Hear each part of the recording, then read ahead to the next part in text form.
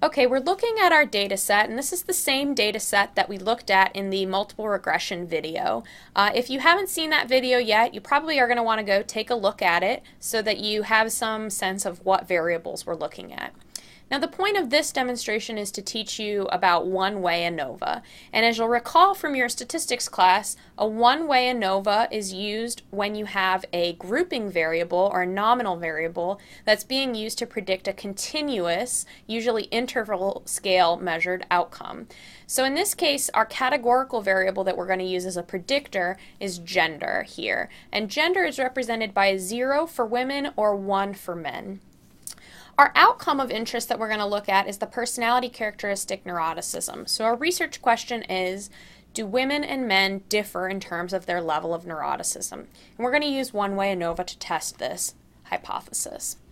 Okay, so to run the one-way ANOVA, we'll need to go to Analyze and then choose Compare Means, one-way ANOVA. Our dependent list section here is where we're going to put our dependent variables, so we'll choose N for neuroticism and move that over to the dependent list. And then factor is where our independent variable goes, so we'll take gender and we'll move that over there. Now we don't need to change any of these extra settings except in the options area we can choose descriptive statistics so that we get a little bit more information about our variables. We can also choose means plot, which will show what the level of neuroticism looks like for men and for women graphically. So if I click OK, our output window should come up here. All right. So what we see first of all, here's the descriptive statistics that we asked for. Let's wait a minute to go ahead and look at those. The bulk of our ANOVA results are right here. Now what we see is that overall, the F statistic that's produced by the test is 14.96 on 1 and 344 degrees of freedom. This test is statistically significant, as we can see right here. So the significance value is less than our significance cutoff of 0.05. And this means that the means of men and women differ on neuroticism. Now if we look at our means plot here, we can see that our women participants have a higher level of trait neuroticism than do our male participants. Now this plot is just the default plot that SPSS produces, and it doesn't give us any indication about how much variability there is in neuroticism. But for that information, we can look at the descriptives. So we can see here that the average level of neuroticism for our 262 women in the data set is 3.09, and the standard deviation for those women is 0.71, excuse me. Now for the men in the data set, the average level of neuroticism is 2.74. There are 84 men, and the standard deviation for them is 0.74. Now conveniently, SPSS provides us with the 95% confidence interval for each of these means, and that can be useful for us to determine what sorts of typical values we might expect if we were to run this study again. What sorts of means would we get for men and women if we were to run the study over again?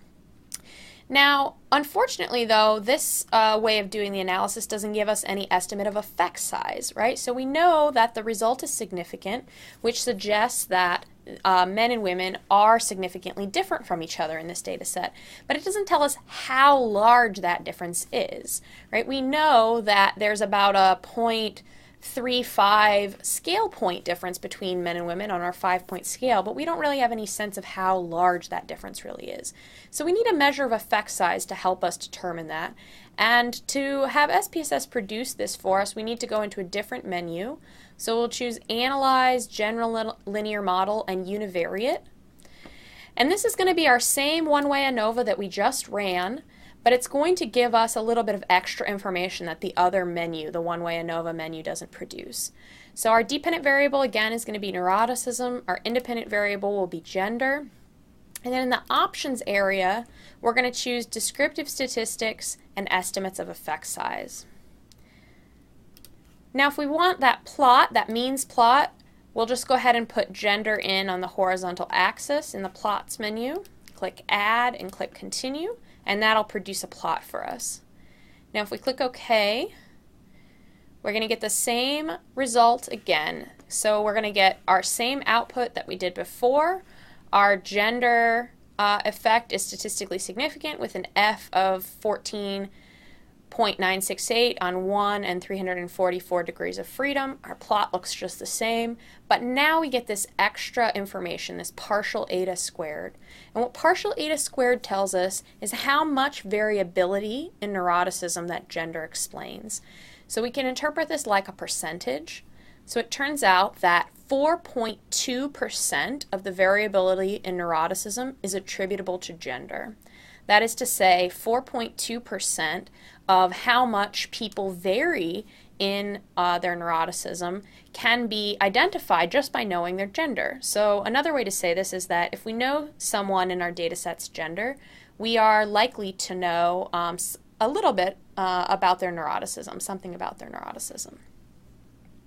Now, if we had a variable that had more categories, 3, 4, 5 categories, that would absolutely be okay. The one-way ANOVA analysis could be used to assess this. Now, in the next video, I'll explain how to calculate Cohen's d, another way to tell how large the effect size difference is between our men and women in this sample.